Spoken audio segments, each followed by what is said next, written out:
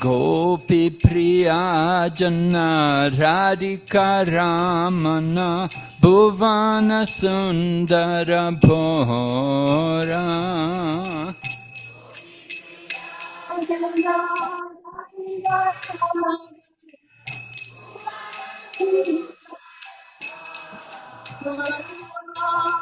Ravana Thakura Makana Taskara Gopi Jana Vastrahari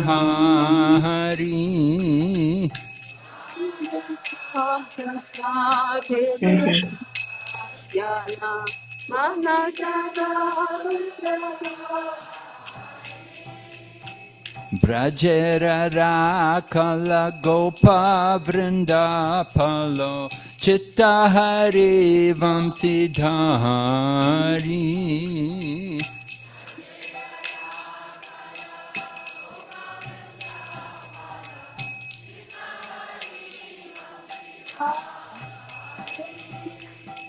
Yogendra Vandana Srinandanandana Brajajana Bhayahari Yogendra Vandana Srinandanandana Brajajana Bhayahari Navinani Radha Rupa Manohara Mohana Vamsi Bihari Navinani Radha Rupa Manohara Mohana Vamsi Bihari Yashodanandana Kamsa Nishudana Nikunjarasa Bilasi Yashodanandana Kamsani Sudana Nikunjarasa Bilasi Kadamba Kanana Rasa Parayana Vrinda Vipina Nivasi Kattapakanana Rasa Parayana Vrinda Vipina Nivasi Ananda Vardhana Prema Niketana Pulasharayo Jakakana Ananda Vardhana Prema Ulasara Jujakana Gopangana Gana Chitta Vinodana Samasta Guna Gana Dhamma Upagana Gana Chitta Vinodana Samasta Guna Gana Dhamma Yamuna Jivana Kili Parayana Manasa Chandra Chakora Yamuna Jivana Kili Parayana Manasa Chandra Chakora Namashudaras Ko Krishna Yash Rako Vachanamana Mohora Namasto Dharasaka Krishna Jasada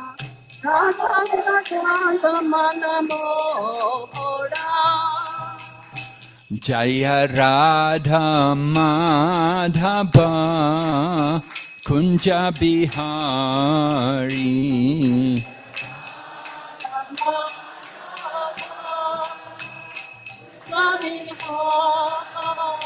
Jaya Radha Madhava Kunja Bihari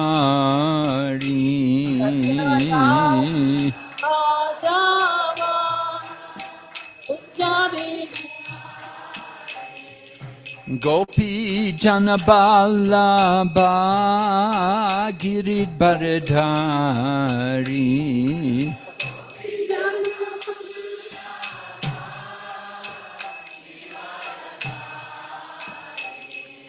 Gopi Janaballabha Giridharadhari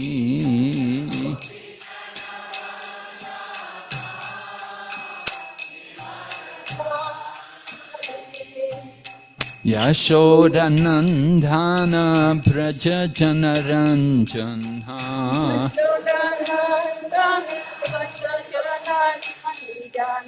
Yashodanandana Braja Janaranjana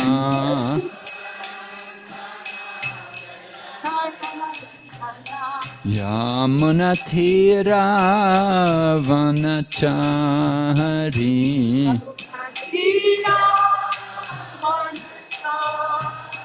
Yamunatira Vanachari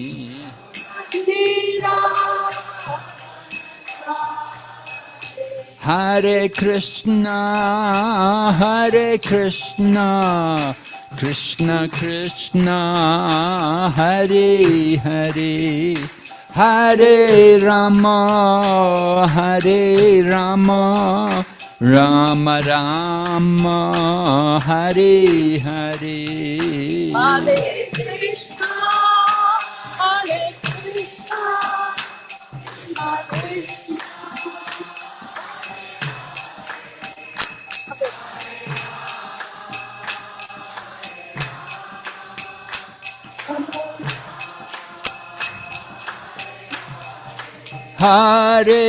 Krishna Hare Krishna Krishna Krishna Hare Hare Hare Rama Rama Rama Hare Hare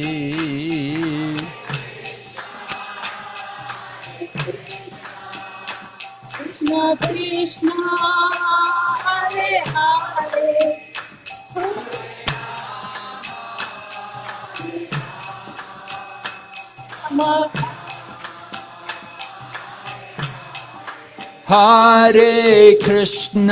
Hare Krishna Krishna Krishna Hare Hare Hare Rama Rama Rama Hare Hare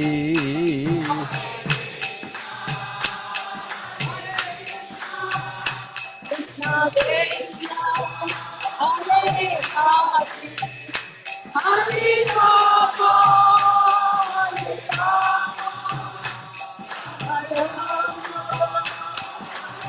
Nitai Gaur Haribo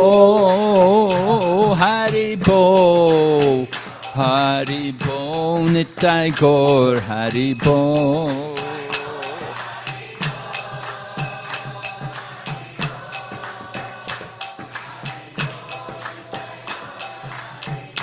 Jai Jai Prabhupada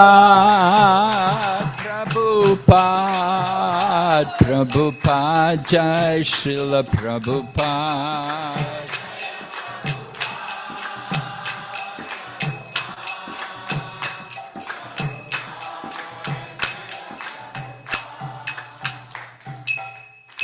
Gaur Premanande Hare Hare Bo. Om Namo Bhagavate Vasudevaya. Om Namo Bhagavate Vasudevaya. Om Namo Bhagavate Vasudevaya.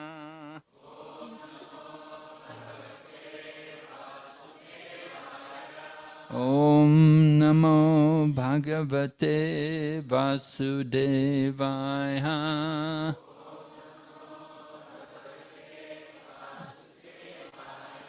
Narayanam Namaskrityam Naram Chaiva Narottamam Daivim Sarasatim Vyasam Tato Jayamudirayat Nastaprayeshu Vabhadreshu Nityam Bhagavata Sevaya Bhagavati Uttama Shloke Bhaktir Bhavati Naishtaki. So we're beginning our lectures on the topic of the Govardhan Puja. So this is chapter 24 of the 10th canto, Worshipping the Govardhan Hill. So we'll be going through the chapter.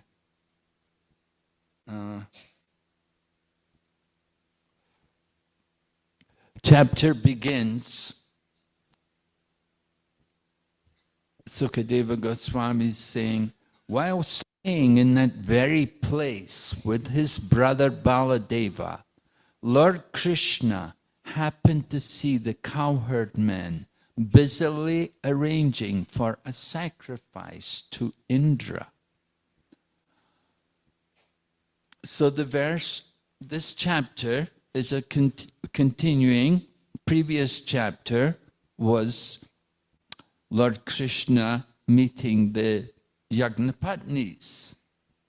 Those of you who are familiar with the 10th canto Srimad Bhagavatam will know the Yagnapatnis, the wives of the Brahmins. The wives of the Brahmins who were performing some Vedic ritualistic ceremony.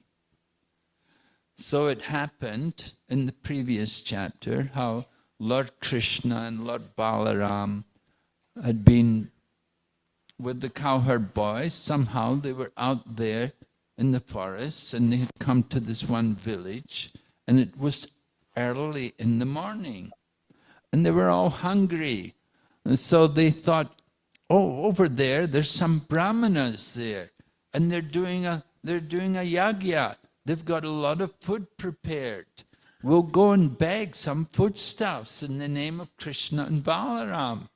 Surely they'll be happy to give. So the cowherd boys went there, and they introduced themselves, and they told the brahmanas, we want to get some food. Lord Krishna and Balaram are there, and we're hungry. We didn't have any breakfast.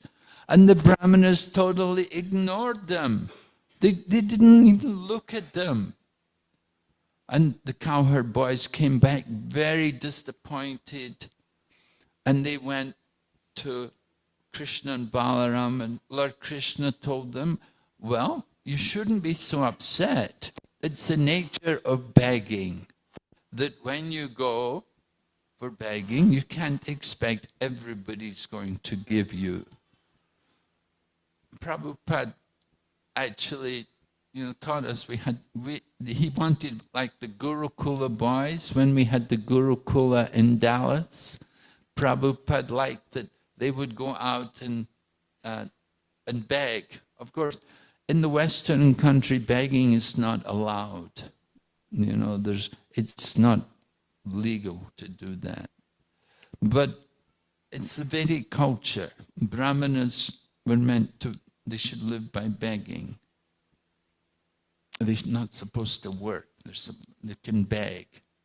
They can beg, and they can also give charity. So anyway, the cowherd boys got told, Lord Krishna told them, go to their wives now and ask their wives. And when they went, the cowherd boys went back and spoke to the Brahmana's wives, the Yagnapatnis.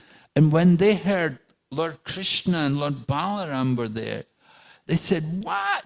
Oh, immediately they grabbed all the foodstuffs they prepared and they went running to Krishna and Balaram to bring food. They were so eager to give service to Lord Krishna and Lord Balaram. And when they came there, they didn't want to go back. Lord Krishna had to tell them, no, you have to go back. You should go back. You know, when the gopis came to the forest, Lord Krishna didn't tell the, well, he was telling the gopis to go back, but they didn't go back, right? They stayed with Krishna and they danced Rasa Lila. But the Yagnapatnis, Lord Krishna told them, no, it's all right, you can go back. Your husbands will accept you. Anyway, that's the previous chapter. And Lord Krishna had seen these Yagnik Brahmanas. They're doing the Vedic rituals, and he saw their nature. They were not very inclined to do service for Lord Krishna. They were absorbed in their Vedic rituals. Actually, they were afraid of Kamsa. They were very much in the bodily conception of life. So Lord Krishna was not very happy to see these Brahmanas in that kind of condition. So now we're hearing that Lord Krishna sees that the cowherd men are arranging a sacrifice to Indra. And when Srila Prabhupada writes on this chapter in the Krishna book, you know, the Krishna book came out long before the 10th canto Bhagavatam. Prabhupada mercifully wrote the Krishna book in the beginning of the Krishna consciousness movement. It was one of the first books to be published. Prabhupada wanted us to hear the pastimes of Lord Krishna. So anyway, in the Krishna book, Prabhupada begins this chapter talking about faith. And he quotes the verse from the Chaitanya Charitamrita, Madhya Lila, chapter 22. Lord Chaitanya is instructing Sanatana Goswami. And it describes the Krishna Bhakti Kaila Sarvakama Kritahai. Simply by serving Krishna, everything is achieved. All religious duties are performed simply by serving Lord Krishna. Right? This verse is also quoted in Prabhupada's purport to the verse in the Bhagavad Gita, Vaya vasai atmika buddhi ekeha kuranandana bahushakahi anantascha buddhayo vaya vasainam. Those who are on this path are resolute in determination, and their aim is one, O beloved child of the Kurus. The intelligence of those who are irresolute is many-branched.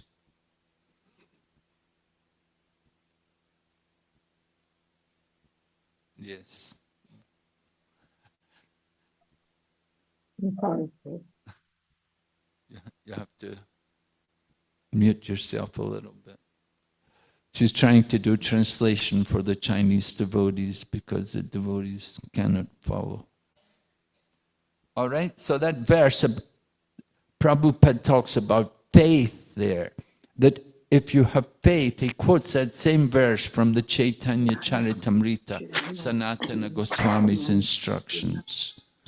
And he's saying, simply by serving Lord Krishna, everything is done. All your other duties are performed. You don't have to worry about any other responsibilities because you've surrendered everything to Krishna. and satisfying Krishna. There's no need to do any other duties. You know, you may say, oh, no, I have my duty to my ancestors, my duty to the demigods, my duty to society, my duty to this and to that. You know, so many different duties we're thinking we have. But if we have surrendered everything to Krishna, then you have no more responsibility to these things. You're freed of all this responsibility. So that is the faith. That is that if one has that strong faith, that simply by serving Krishna, everything is achieved. And in the Chaitanya Charitamrita, Krishnadas Kaviraj, after quoting this verse spoken by Lord Chaitanya, then he quotes a verse from the Srimad Bhagavatam which describes about watering the root of a tree. Just like when you water the root of the tree, all the leaves and branches are nourished. And then in the same way, simply by serving Lord Krishna, everyone is satisfied. All other purposes are achieved, just simply by doing service for Lord Krishna. So that idea of strong faith, that because I've given everything to Krishna, everything else is taken care of. So Prabhupada began the chapter in that way, and he's pointing out that Lord Krishna saw the cowherd men arranging a sacrifice to Indra.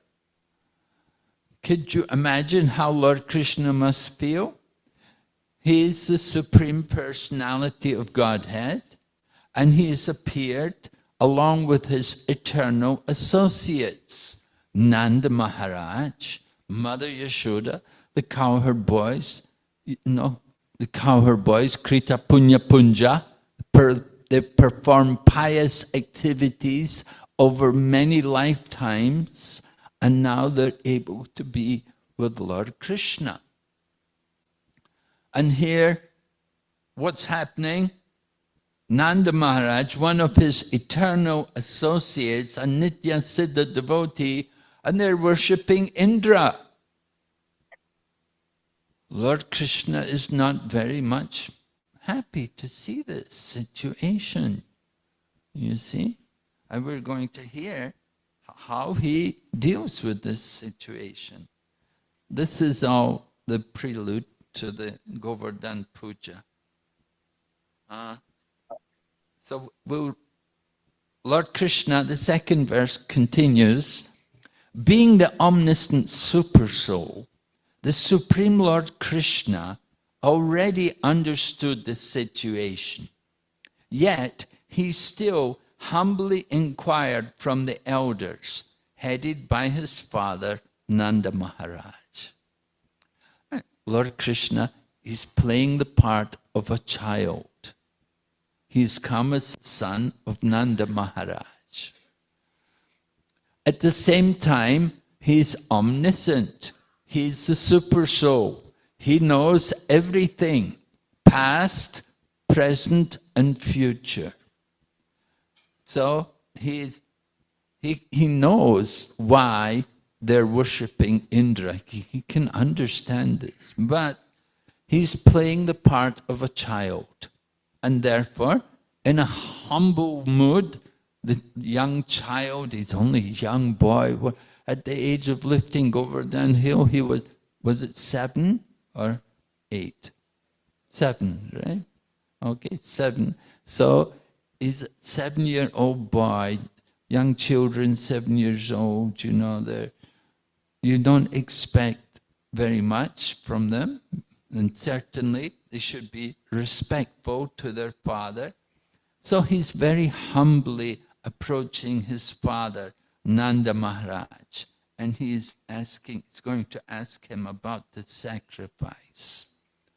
My dear father, kindly explain to me whether this great endeavor of yours is all about. What this great endeavor of yours, great endeavor, you know, Lord Krishna is ridiculing a little bit, but there's, you know, it's interesting how he words this. What is it meant to accomplish? If this is a ritual sacrifice, then for whose satisfaction is it intended? And by what means is it going to be executed? So Lord Krishna, as a young child, those of you who are parents or who have brought up children, you know what children are like. They will always come with so many questions. Oh, Mama, what is this? Oh, why are you doing that? You know, where did I come from and everything? So many questions they'll want to ask. And they're young children. They just want to know things. They like to ask. So Nanda Maharaj initially does not take Lord Krishna's question very seriously. He's thinking, he's just my little child. Nanda Maharaj is in Vatsalya Ras. He's simply thinking of Krishna as his child, as his son.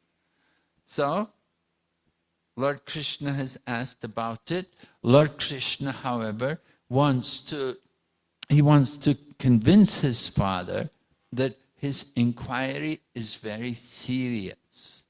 So then he says to his father, please tell me about it, O father. I have a great desire to know, and I am ready to hear in good faith. Certainly, no secrets are to be kept by saintly personalities who see all others as equal to themselves, who have no conception of mine or another's, and who do not consider who is a friend, who is an enemy, and who is neutral. So certainly by speaking in this philosophical way, Nanda Maharaj can understand Lord Krishna is very serious, that he wants to know something, because he's added on this philosophical presentation that you don't keep secrets. Saintly people don't keep secrets from others. Of course, someone may be an enemy. Well, probably we would keep secrets from them. And somebody is neutral, well, you don't know if he's your friend or if he's your enemy. So then probably you wouldn't tell him either. But if somebody is your friend, then certainly you would share your secrets with him. And Lord Krishna is more than a friend. He is the beloved son of Nanda Maharaj.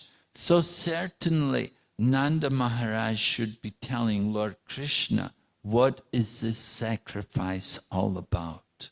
What is he doing? Nanda Maharaj may be thinking, well, I'm not a saintly person. You know, you said saintly persons, they see others as equals. But Nanda Maharaj may think, well, I'm not a saintly person. You know, I'm a grihastha. You know, grihasthas are not usually so saintly persons, you know. Some, of course, you are all saintly persons, right? But others, they're not even grihasthas, right? They're grihamadis. Anyway, this is Lord Krishna's clever statement that he wants to encourage Nanda Maharaj, that he's making a serious inquiry. Lord Krishna continues, one who is neutral may be avoided like an enemy, but a friend should be considered like one's own self. And certainly Lord Krishna is a friend. Why should his father not trust him? Jiva Goswami comments on this. He says that Garga Muni has already predicted that Nanda Maharaj's son, this was at the name-giving ceremony, Vasudeva arranged for Gargacharya to go to the home of Nanda Maharaj and perform the name-giving ceremony for Lord Krishna and Lord Balaram.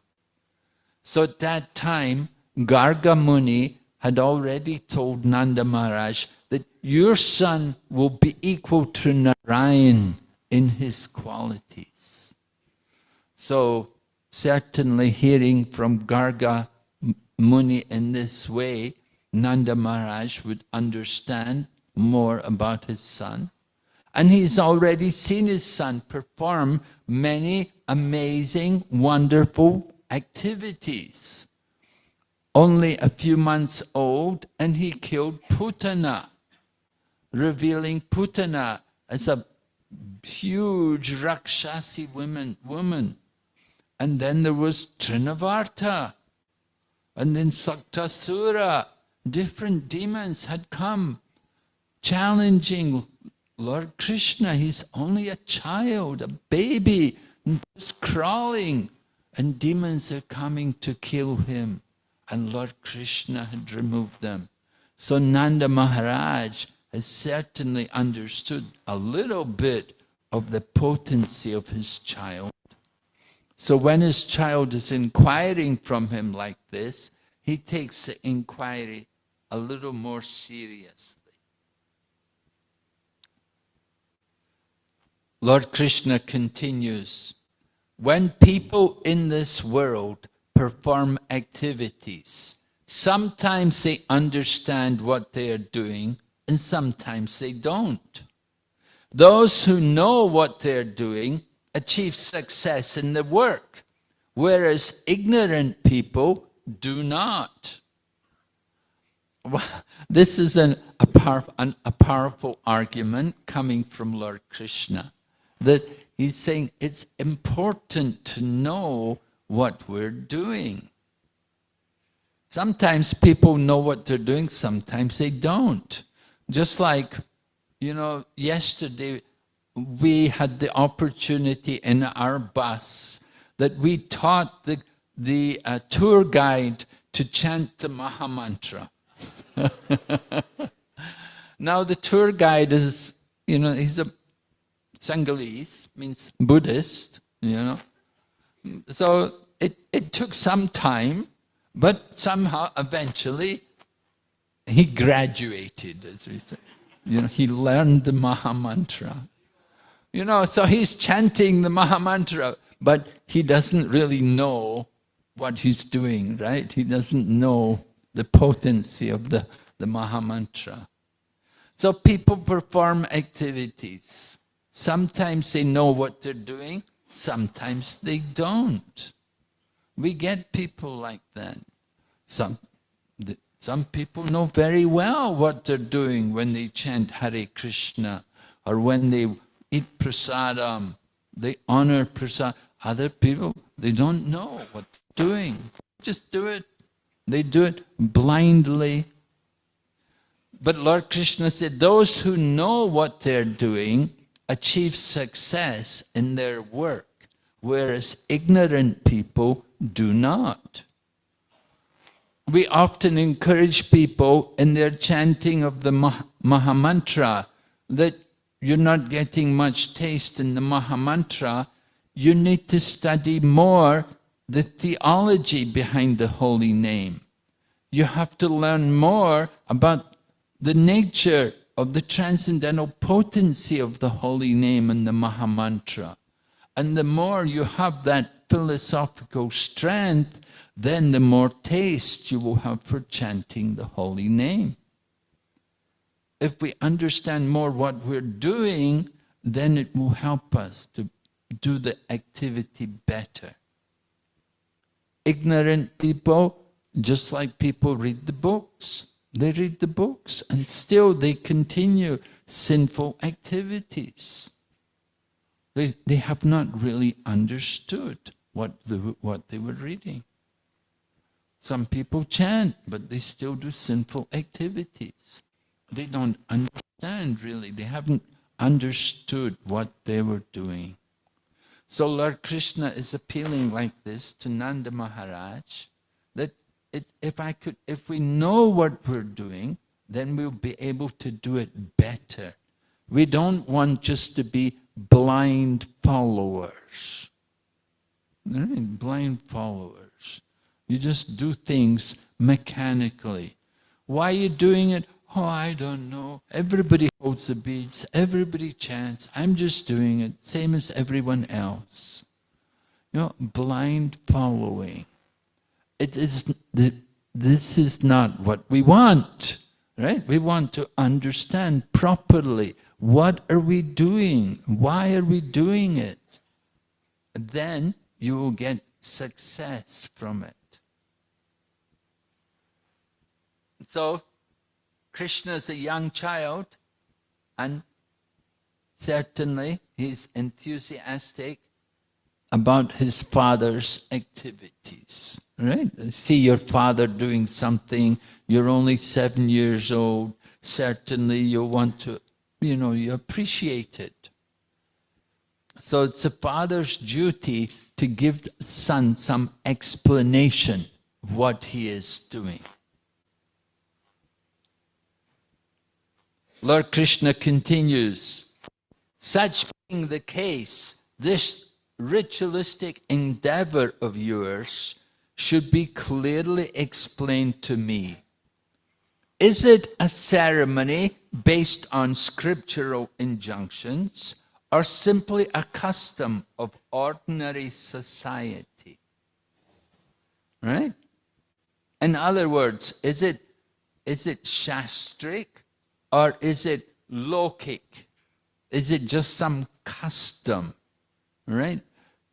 Often people do things, you go to South Indian temple, they bring the coconut, they break the coconut. We have a ceremony every year in Malaysia, they call Thai Pusam, when they worship Murga. And many people come, and they bring the chariot of Murga past, and people come, and many people have coconuts, and they'll break the coconuts, huge numbers of coconuts. Why are they doing it? Oh, it's good luck. Every year they do it. They'll break 100 coconuts. The chariot will come, break 100 coconuts, and the chariot will move on. And people get some satisfaction that, yes, everybody does it. It's our tradition. It's a custom, tradition, right? We do a lot of things which are ritualistic, blind following. We don't really know why we're doing it, but it's a custom. It's expected of us to do this. So Lord Krishna wants to know from his father, what you are doing, Nanda Baba, is it in the Shastra, or is it some tradition which we have? So Nanda Maharaj will now begin his reply. And he says, Nanda Maharaj begins explaining, and he says, the great Lord Indra is the controller of the rain. The clouds are his personal representatives, and they directly provide rainwater, which gives happiness and sustenance to all creatures. Nanda Maharaj does not immediately reply. Of course, what he's doing is not shastric. It is just some tradition which was there among the people. And Lord Krishna is not very impressed. Not very impressed. He's actually angry at them that his eternal associates have come and they're performing some ritualistic ceremony to worship some demigod. So Nanda Maharaj, however, wants to explain to Lord Krishna about King Indra. He's the controller of the rain. And the clouds are his representatives. So Nanda Maharaj is explaining about the importance of water, rainwater. Certainly we know in India, as well as Sri Lanka, China also, you want to have the right amount of rain at the right time. If you get too much rain at the wrong time, it's a problem. And if you get no rain, it's also a problem. We have to have rain, very important. Rainwater, pure rainwater. It's very important for the prosperity of the world. There has to be proper rainfall, right? In Bhagavad Gita, we know Lord Krishna describes all living entities subsist on food grain, and grains are produced by rain, right? If you don't have good rainfall, the grains don't grow. And if you get too much rain, it's also a problem. Our devotees up in Russia, in Vladivostok, they were trying to do farming project, and they had some land, they were trying to grow a good quantity of grass, but they got too much rain. All the thing ruined, hardly any harvest, because the rain was too much. And if the rain is not enough, then that's very serious. You get the drought and no grain. Then there's no grains produced. The animals suffer. They don't have anything to feed the animals. And the people also go hungry because they cannot produce the grains.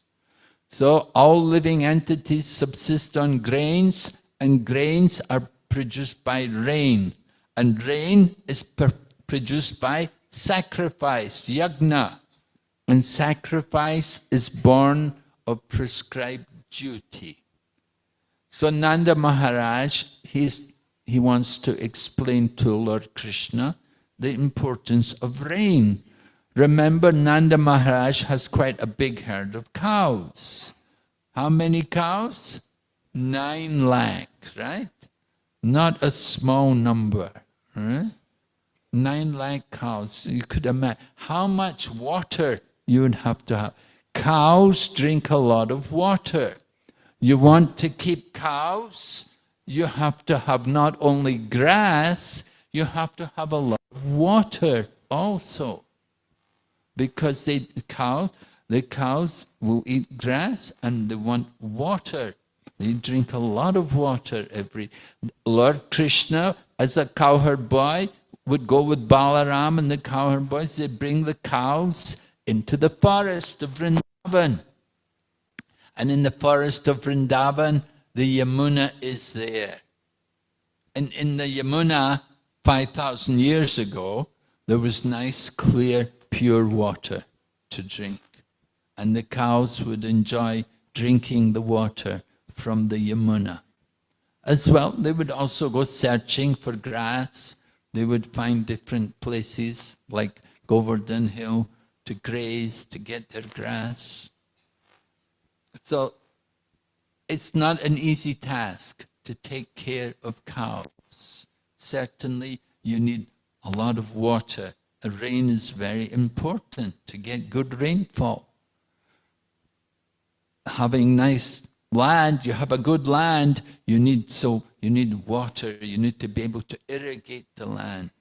And the rainfall is very important. There's many places where they don't have any river there, but they have land. So when they get rain, the rainy season, that time the people get busy. They go to the fields and plow the fields and plant the rice. And hopefully the rain will come and the rice can grow. And so Nanda Maharaj is saying, these clouds are the representatives of Indra. And if we please Indra, he will provide nice rain for us. And nice rain means we'll get a lot of crops. Rain, Prabhupada was in New York. When it rained, he said it's good it rains here. He said it cleans the city. The rainfall is so important for cleaning the city. If there's no rain, you know, everywhere's so dirty all the time. You can see here, this time of the year here in Sri Lanka, very green, especially up here on the mountain, very green everywhere, because they get good rain. Nanda Maharaj continues talking to Krishna. He said, "Not only we, my dear son, but also many other men worship Indra, the god of rain, the Lord and master of the rain-giving clouds. We offer him grain and other paraphernalia of worship produced through his own discharge in the form of rain." So Nanda Maharaj is trying to explain to Lord Krishna how they worship Indra, that they use the different things which Indra himself produces through the rain.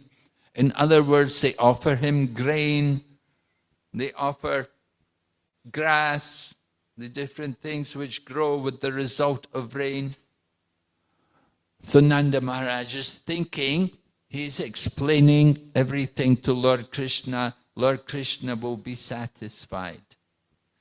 Nanda Maharaj continues, he said, "By accepting the remnants of sacrifices performed to Indra, people sustain their lives and accomplish the threefold aims of religiosity, economic development, and sense gratification. Thus, Lord Indra is the agent responsible for the fruitive success of industrious people." So, Nanda Maharaj is explaining to Krishna that we accept the remnants of sacrifice, whatever is produced, right? We offer the food to Krishna, we eat the prasad, we eat the remnants. Nanda Maharaj is saying this, we offer to Indra and we eat the remnants of the sacrifice. And by doing this, not only are we satisfying ourselves, but our religiosity, our economic development, and our sense gratification, they're all taken care of by doing this yajna. All right? Vedas describe dharma, artha, kama, and moksha. The Vedas describe these different things. Generally, people are meant to be religious. They practice religiosity to get economic development. And with economic development, they can enjoy sense gratification. And eventually, they will become frustrated with their sense gratification, and then they're meant to move on and think of liberation. Of course, Kali Yuga nowadays, there's no dharma and there's no thought of moksha. There's only artha and kama.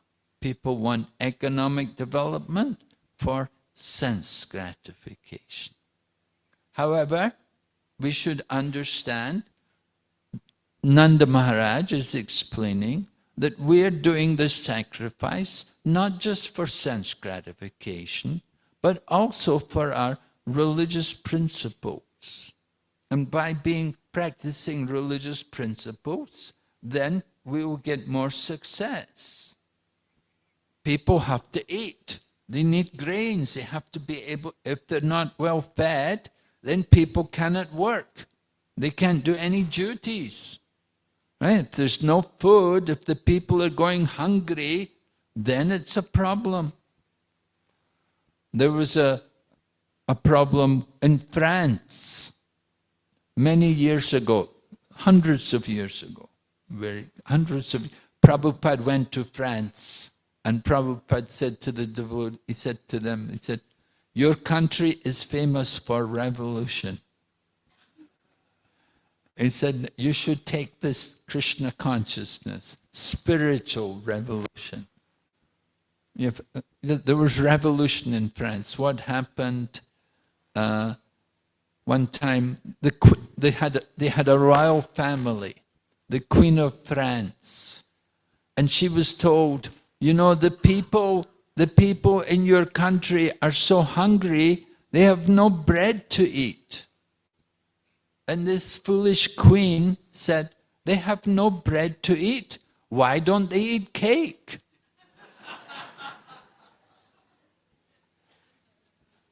So when that kind of news came to the people, then there was revolution.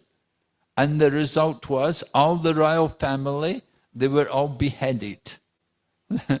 And they fled the country. The royal family was thrown out of power and people took over. So Prabhupada said, your country is famous for revolution. That was a few hundred years ago now, hundreds of years ago. Tale of two cities. France, they had that history. That's why there are no more kings there. Dangerous to be a king, you chop off your head.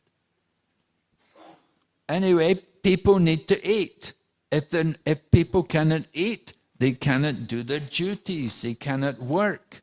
And if they don't work, then it's difficult for them to be religious also. If they don't have any proper duty to perform, it's hard for them to think about being religious. So in this way, Nanda Maharaj is trying to justify what he's doing. Now he's telling Krishna, he said, this religious principle is based on sound tradition. It's a tradition. It's not shastric. And Nanda Maharaj said, anyone who rejects it out of lust, enmity, fear, or greed will certainly fail to achieve good fortune. So Nanda Maharaj he wants to support what he's doing. He's saying it's a tradition, but if you don't do it, you'll get reactions. You will fail to get good fortune. You may think, oh, why I should do this for him. You feel some bad feeling towards Indra, or you have some lust or something. We don't want to perform the activity. So Nanda Maharaj said it's very harmful.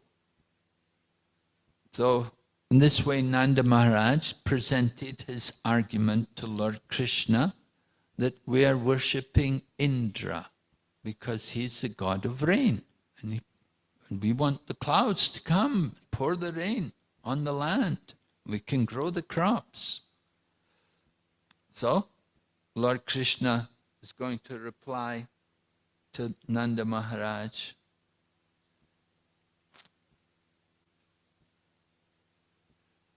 He said, Lord Krishna, he's going to speak in such a way to arouse anger in Lord Indra.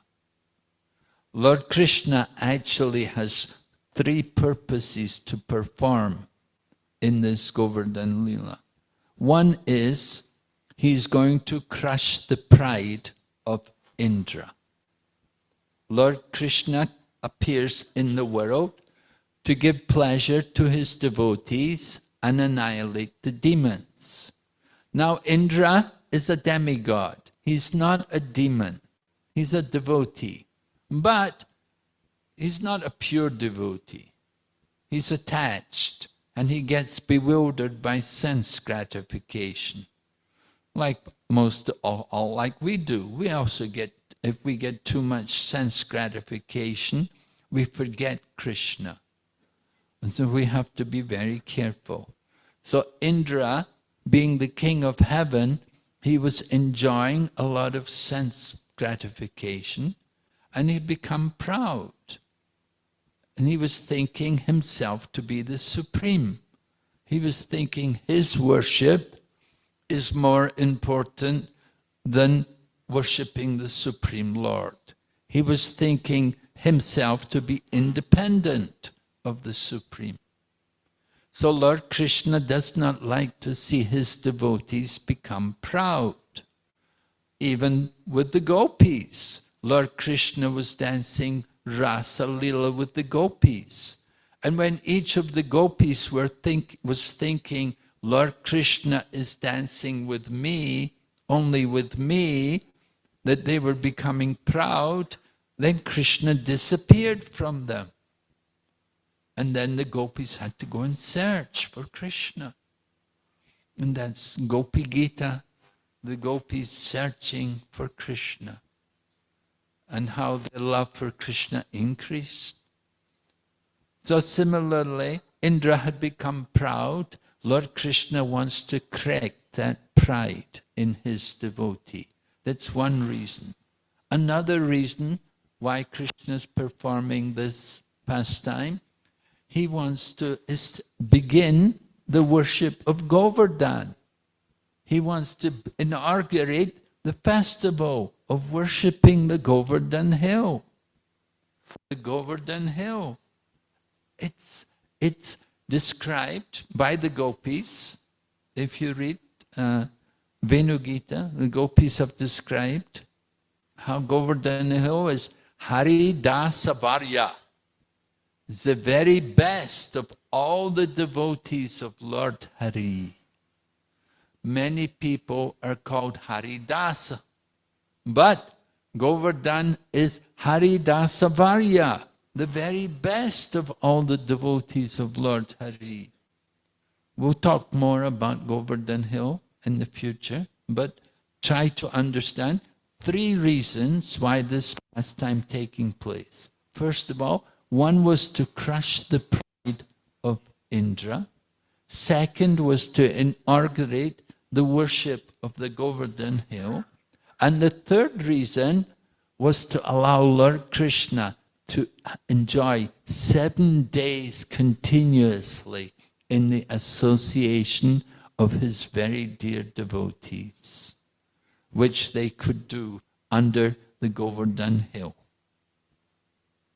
So these are 3 reasons why this pastime is taking place. So Lord Krishna is going to respond to his father in a way simply to insult, well, not exactly insult, but to take away the pride of Indra.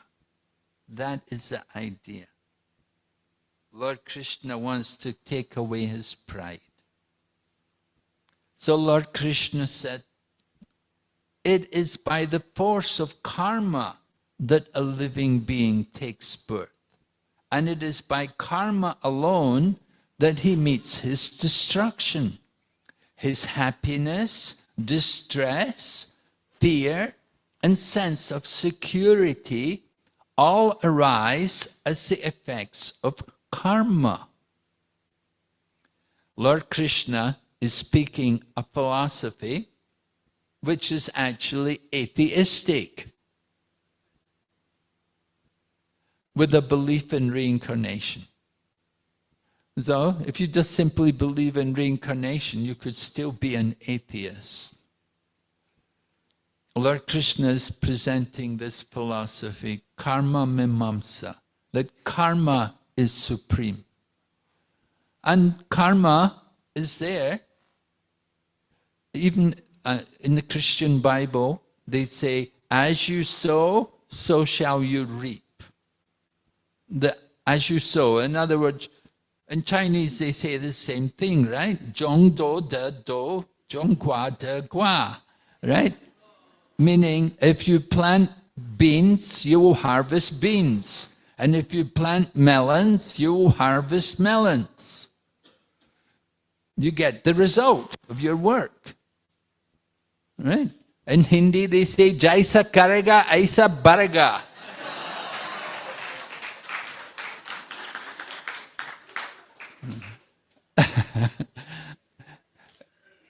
So this law, this principle of karma is there in all these languages. it's there in the Bible, it's there in China, it's there in India.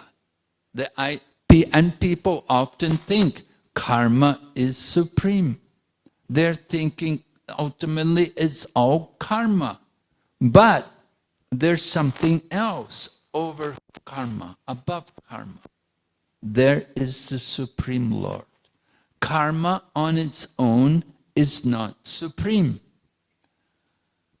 We can give some examples to understand. Just like if karma is supreme, you could say, by getting a good doctor and good medicine, you will cure your disease and you'll not die.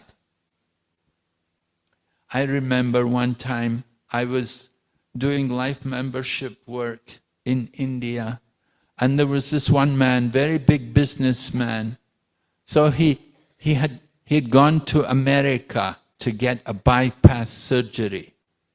You know, he was suffering heart problem, and he went to say he will go to America, go to Texas, the best hospital, the most famous surgeon to perform the operation. And he went there and they did the operation, he died. You know, so even though you get the best doctor, the best medicine, everything, still you can die. It's not just taking medicine and paying the money that you're guaranteed to live. There's something higher than that, right? What's higher than that? We need the blessings of Lord, the Supreme Lord. Without His blessings, then there's no hope. It's not just money and medicine. Prabhupada gives another example. He said, just like parents, they do their very best to bring up their child. They bring up their child they want their child to be very, very good child. They teach him the best behavior and everything. But still, the child may grow up and it may become bad. It may just become a debauchee or a gangster or you know, whatever.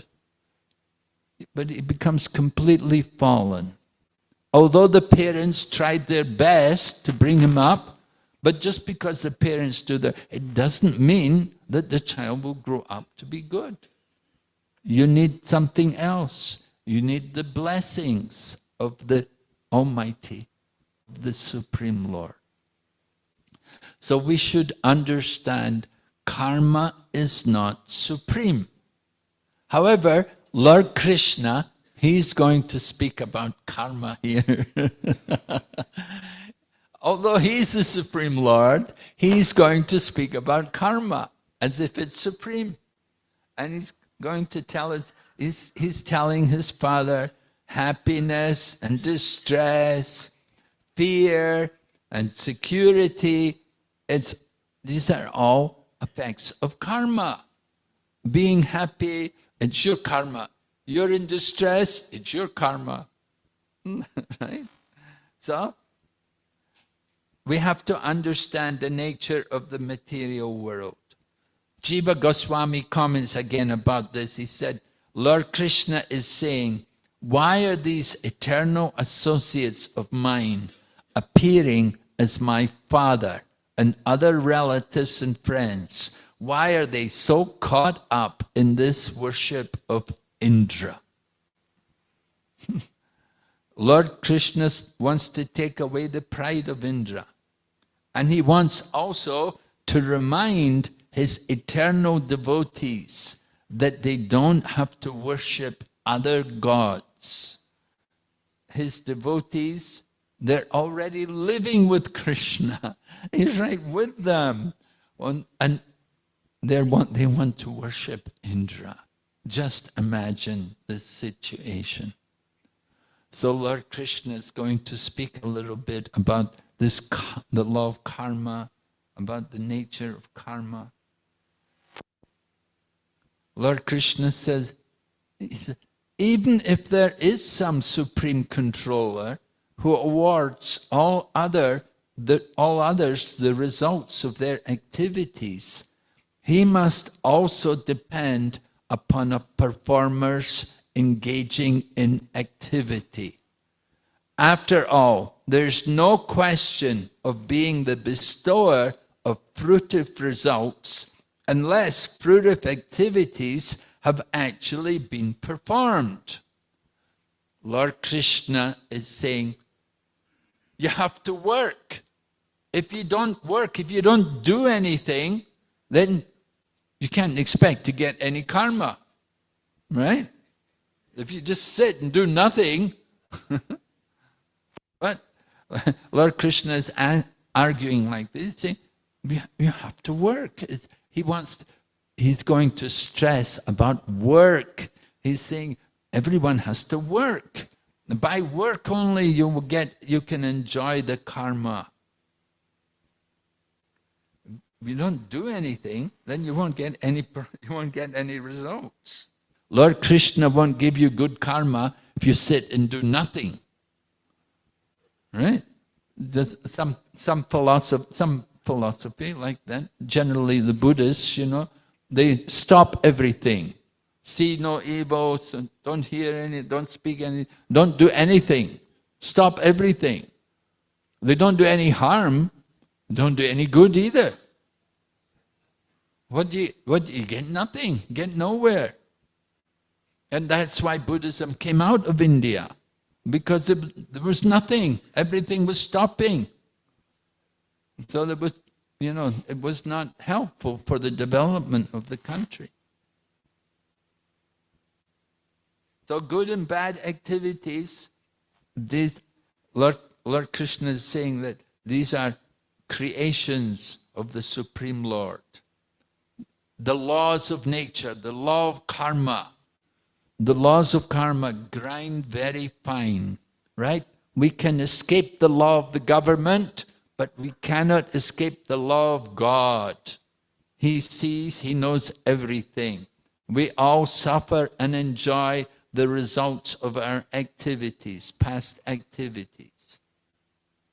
So there's a law of nature. We should understand, where there's a law, there has to be a lawmaker. Behind the laws, there's a lawmaker. We don't just worship the law, but there's a person who made the laws behind everything. So we talk about fate or destiny. Oh, it's my karma. Yeah, we can say like that. But we have to understand karma itself is not eternal, and it can change, as we learn from Bhagavad Gita. So in the material world, everyone is under the laws of the material nature. But material nature itself, we say, Mayadhyakshena prakriti suyate sacharacha. This material nature is moving under my direction, O son of Kunti. Try to understand. Everything is going on under the direction of the Supreme Lord. So Lord Krishna, He's presenting that karma is supreme. He's presenting an atheistic philosophy. It's like Lord Krishna's in a playful mood. He's having some fun with his eternal associates by teaching them this bogus philosophy. He wants them to give up the worship of the demigods. Why should they give up the worship of the demigods? From the Bhagavad Gita, we learn that the results of worshipping the demigods will be limited and temporary. Antavat palam tesham tadbhavati alpa medasham. Right? The results are limited and temporary. And it's done by people who are alpa medasha, small intelligence. They don't have a good brain. Alpa, meager, very small. Prabhupada said their brain is like stool. They cannot understand what is the real position. So worship of demigods is done by less intelligent people. And then we should also understand that whatever results are given by the demigods, it's done only with the sanction of the Supreme Lord. Mai eva vihitam hitan. That everything has to be sanctioned by the Supreme Personality of Godhead, the controller of the material nature. He can sanction the rewards which are given by the demigods. So Indra himself is not totally independent. Whatever results he can give, it has to be with the approval of the Supreme Lord. So in the material world, Lord Krishna says, we all experience the consequences of our own activities, of our own work.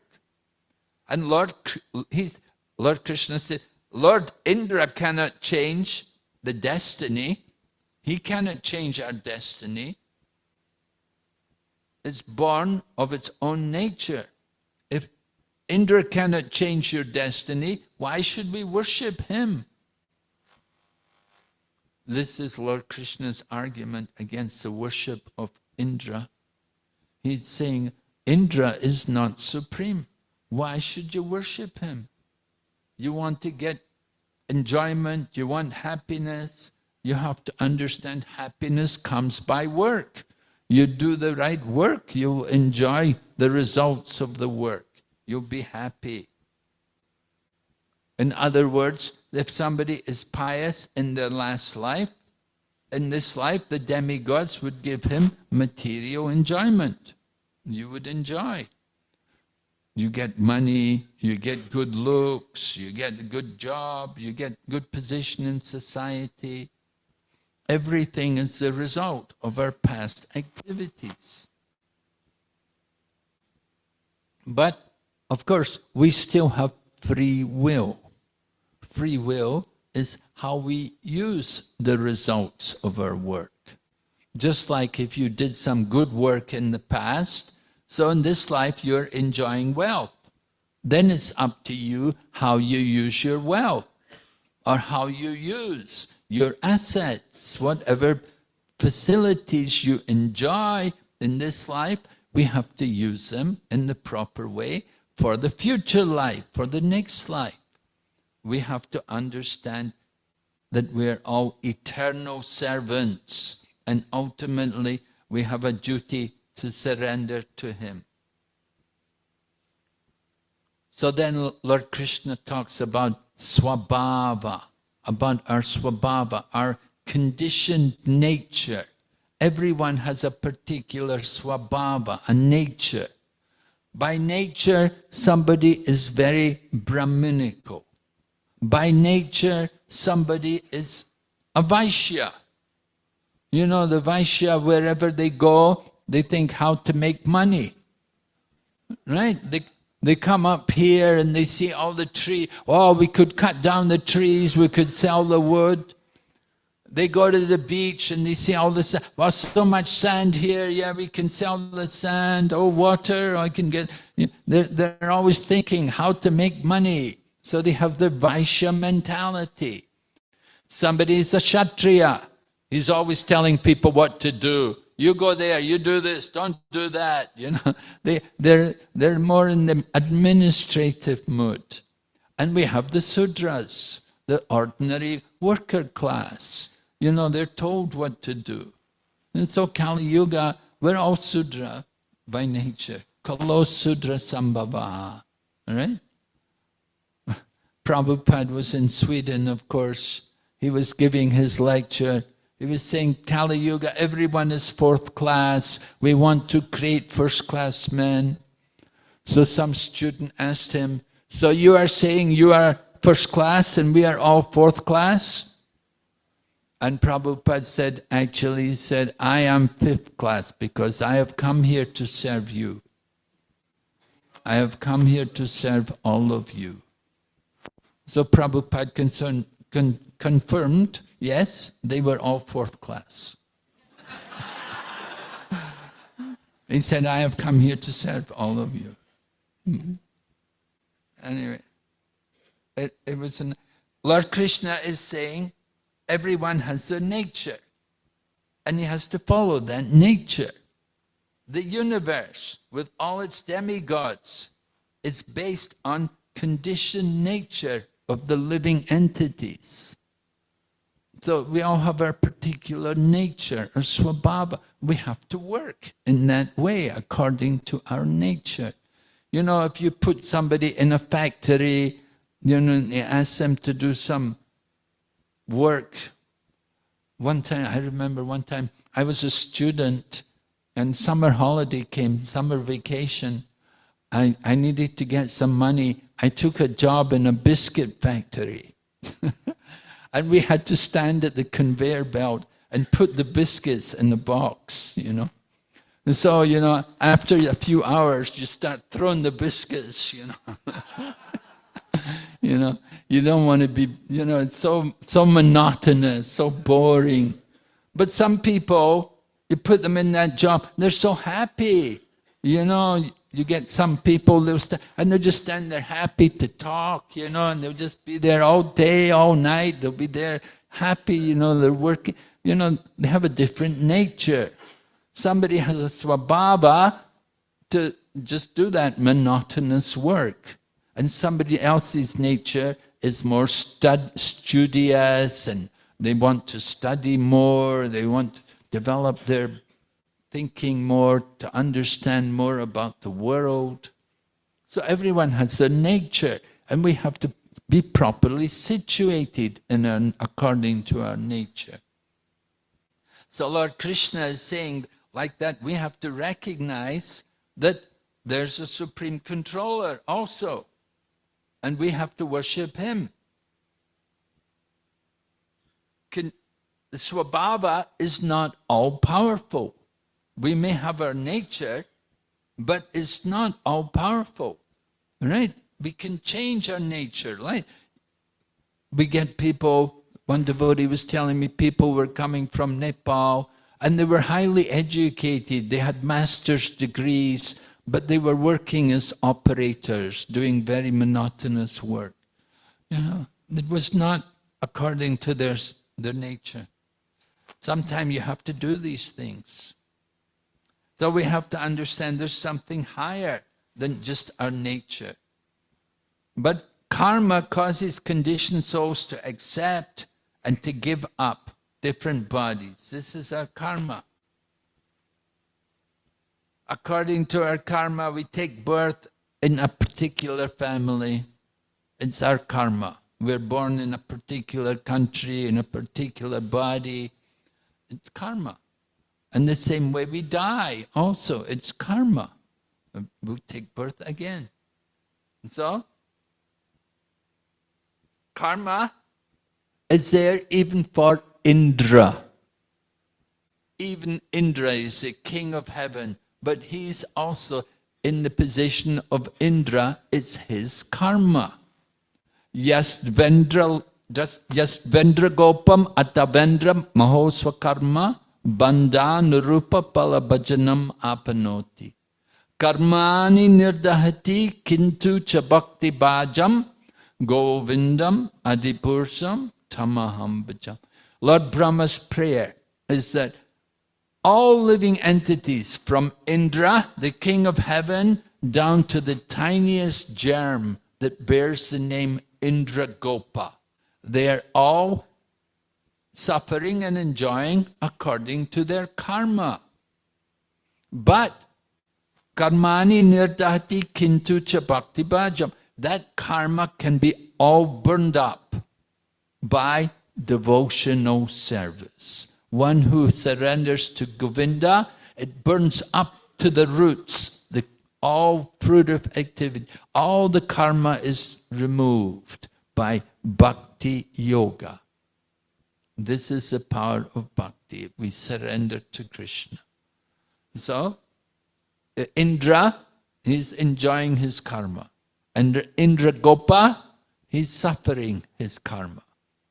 the trees, the dogs, they're suffering their karma. We are also suffering and enjoying our karma. We have to learn how to use the body properly so that we can get out from this material world. So Lord Krishna, He is not under the laws of karma. He is the controller of karma.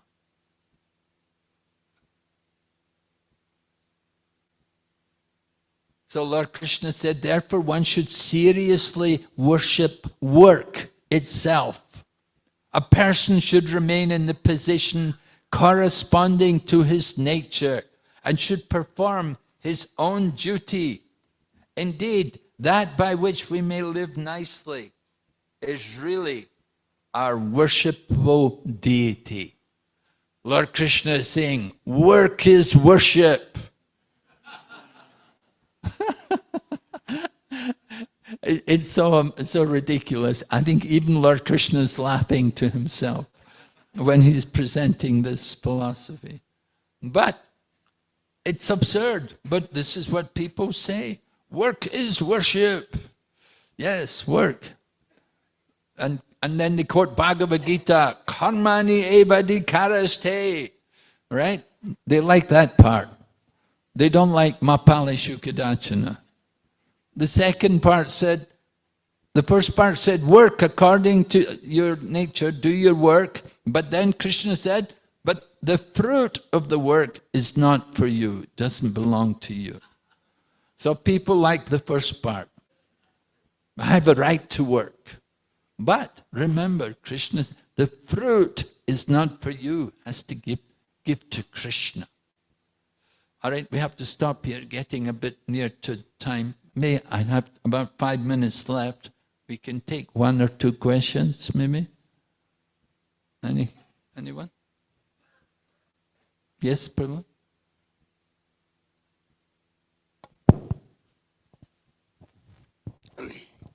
So Maharaj, in the Dallas area, we have 3 farms. One of the farm where we have cows to produce milk for Radha Kalachandji. The other 2 farms, one of them, 4 families live there. The 3rd farm, nothing much is happening.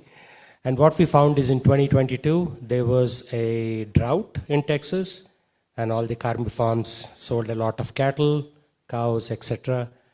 And then in 2025, exactly the opposite. We are having heavy rains and everything is green and everything. So even though we are doing Sankirtan on a regular basis, there's still this up and down. So wanted to know your perspective. Yes, well, we're all dependent on the mercy of the Supreme Lord. Everything moves by His grace. So we go on and do our duty. Sometimes you get rain, sometimes you don't. Sometimes you can feed the cows, and sometimes you're in trouble, difficult. You have to spend money, buy grass, buy fodder from other places. We have to be ready for these things, just like in the material life. Sometimes we enjoy happiness, and sometimes there is distress. Happiness and distress are like the winter and summer seasons. We have to tolerate these things and not be disturbed. We have to go on and do our duty. You have a farm, you have cows, you have land, you have to take care. Do your best and depend on Krishna. Yes, sometimes it will be difficult. Sometimes you can be successful. You have to depend on Krishna. You're doing Sankirtan. Don't think, we can't think, just because I'm doing Sankirtan, I won't have any problem. Everything will be nice, everything will be easy. That's like the person who thinks, I'm a devotee, I got initiated, how could I get sick? How could I get cancer? Yeah. And so the same way you can't think, because I'm doing farming and I'm doing Sankirtan, so everything will be no problem. No, there will be problems. We have to show people how to go on and do our duty despite the problems. We have to overcome the difficulties. We can't think there won't be difficulties. There will be difficulties. But a devotee can tolerate all these difficulties and go on with his service to Krishna. This is our qualification to go back to Godhead. Tatena kampam sushamik shamana. Lord Krishna, a famous verse by Lord Brahma. Lord Brahma is saying, right? One who tolerates all adverse conditions and goes on engaging in my devotional service, then he becomes qualified to become my unalloyed devotee. So we have to think like that. Any other question? Yes, Maharaji?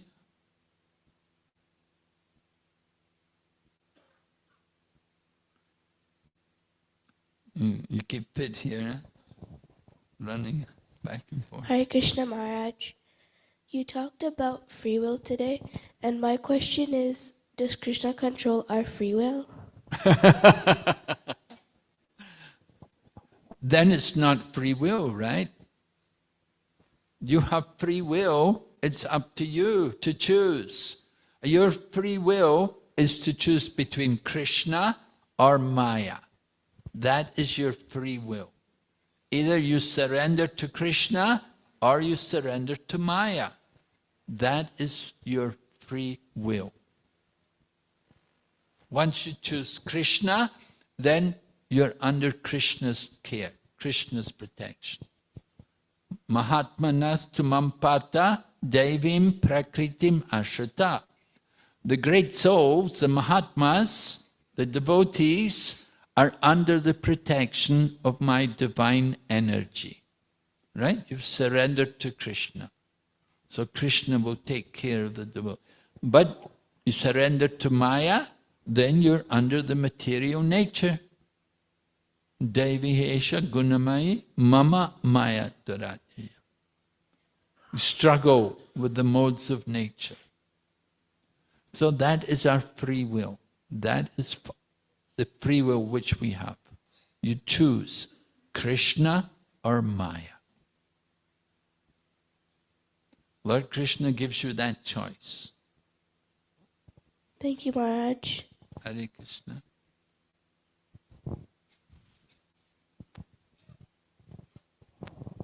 Hare Krishna， 感恩 Gurudev 精彩的讲解。我的问题是，刚刚 Gurudev 有讲了这样一句话啊，就说 karma 不是最高的原则，最高的原则是需要至尊主的祝福。所有的不是钱的问题，也不是要的问题。如果父母抚养孩子，大部分父母都是望子成龙、望女成凤，但不一定孩子长大就是好孩子，需要来自至尊主的祝福。我的问题是如何得到至尊主的祝福，这些孩子才可以成龙成凤。Hare Krishna。 Okay, so I give the example about a child, that you can bring up a child and the child may grow bad, even though parents do everything to bring up the child nicely. So she's asking, how do we get the blessings of Krishna? Because I said you need the blessings of Krishna. So what do we need to do to get the blessings of Krishna in order for our child to be good? Well, what we have to do, we have to surrender to Krishna. You have to try to bring up your child in Krishna consciousness. That's important. Do your best to give them Krishna consciousness. That's the duty of the parents. Okay, duty of the parents is not just only to bring them up to be moral and to be honest and to be pious, but we want to bring them up to be devotees, surrendered to Krishna. And so if you are fortunate, if you can do like that, if your child is able to take up Krishna consciousness, then that is certainly very good for the child. You know, if he can be a devotee, to make him God conscious, then that is the best way. How to get the blessings of Krishna? You have to do like that. You have to give Krishna consciousness to your child. You have to make sure that they have an opportunity to be vegetarian and to understand the importance of vegetarian diet. And they have to not only be vegetarian, but they should be accustomed to worshipping Krishna, to come to the temple and to bow down in front of the deities, to chant the holy name. Now, if from the beginning of life, if you can bring children up in that way, then it's very nice. Later in life, if your child has already grown up and you try to bring them to Krishna consciousness, then it will be very difficult. So it's very important from the beginning of life that you try to give people Krishna consciousness. Try to give your child Krishna consciousness. But if from the beginning your child is not devotee, if you bring, for example, I met one family, the mother and father had become devotees and they become vegetarian, but they said, our son doesn't want to be a vegetarian. Because the son had been brought up eating meat for many years and become accustomed to it, he doesn't want to stop. The mother and father, they want to stop. They want to be vegetarian. But the child, the son, didn't want to do it. So, it's difficult. You have to be, you need a lot of blessings. Even Srila Prabhupada, of course, had a family of his own, and they were not the most religious people. The youngest son, a bit more. The youngest son was Vrindavan. He was quite a pious man. And his daughter ultimately became a devotee and joined the Krishna consciousness movement. And she was initiated and married to a devotee. And she even lived in Mayapur. But unfortunately, she passed away. She died during the flood 1 year in Mayapur. Anyway, Prabhupada used to bring his children to temple, but once they grew up, then they have their own free will. They have independence. So we try, do our duty, try our best to bring children to Krishna consciousness and depend on the mercy of Krishna. You need also the blessings of Krishna. How to get the blessings? Well, we have to pray. We have to chant, we have to surrender to Krishna. And ultimately, it's up to Krishna. It's all in his hands. He is the supreme controller. Okay, so we will stop here. Thank you very much. Hare Krishna, Srimad Bhagavatam ki jai, Srila Prabhupada ki. Bhakti Vigna Vinasa Narasimha Bhagavan ki jai. Hare Krishna. Some quick announcements for today.